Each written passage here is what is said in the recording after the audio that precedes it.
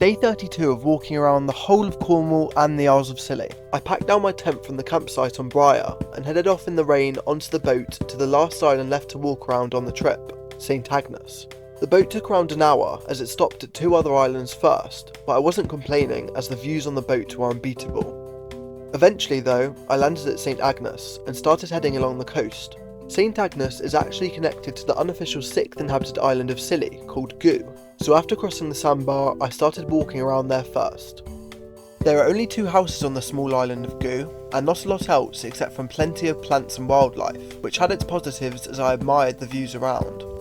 The island didn't take very long to walk, and soon I was at the most popular site, the Old Man of Gugh's Standing Stone, which after a few more corners led me back to the sandbar, and I started walking around the main island of St Agnes. First up was Covine Beach, and after walking over it, the path followed massive boulders into probably the most rockiest beach I've ever seen, and I tried not to break an ankle as I continued on past the armies of stones that made this island probably the most rugged yet.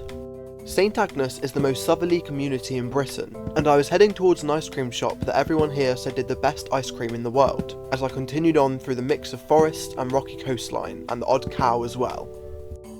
I soon passed the lighthouse and was only a corner away from Troy Town ice cream. Arriving into the site, I got some much craved fish and chips from a guy called Gugh, who literally pointed to where they were caught yesterday just off Annet Island, and they were the best fish and chips I've ever had. I then went to get some of Troy Town's famous ice cream, and that was also the best ice cream I've ever had, so I decided to pitch up in their campsite and stay overnight on the island that had now become my favourite. I had to travel down this headland and then past this small lake, and the last few rocky shores leading me to the last corner left to complete.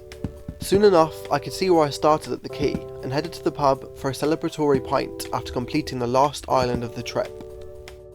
I then headed back through the middle of the island towards the campsite, and grabbed a new ice cream flavour that I tried at the lighthouse, before going past these cool granite snowmen, going around this small maze, and building a few stone stacks, before going back in my tent for the last time on the island. Follow me for day 33, the last video in this series, where I get back to Penzance and finish the last few miles back to St Michael's Mount, ending this journey of a lifetime.